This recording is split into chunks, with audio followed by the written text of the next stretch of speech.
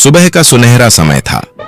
पिंकी ने अपनी मम्मी से इजाजत ली और घर के बगीचे की ओर निकल गई। वह 6 साल की प्यारी सी बच्ची थी जिसके चेहरे पर हमेशा हंसी रहती थी। आज स्कूल की छुट्टी थी, इसलिए उसका मन बहुत खुश था। बगीचे में पहुंचते ही उसने देखा कि रंग बिरंगी तितलियां उड़ रही हैं।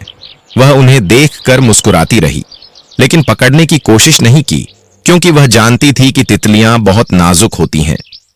अचानक उसकी नजर नीम के पेड़ पर गई।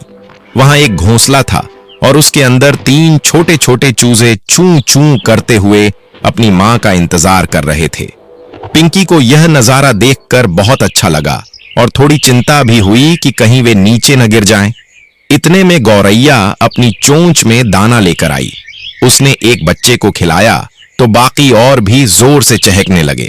कुछ ही देर में सब बच्चों का पेट भर गया और वे आराम से बैठ गए।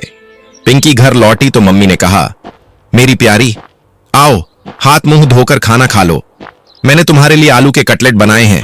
पिंकी ने जिद की, मम्मी मैं ऐसे नहीं खाऊंगी। मम्मी हैरान, क्यों? पिंकी बोली, आप मुझे भी ऐसे खिलाइए जैसे चिड़िया अपने बच्चों को खिलाती है। मम्मी मुस्कुराई और कटलेट को अपने दांतों में दबाकर पिंकी के मुंह के पास ले आई। पिंकी ने तुरंत खा लिया और हंस पड़ी। मम्मी भी हंसने लगी। प्यारी पिंकी ने उस दिन समझा कि असली प्यार देखभाल करने में है,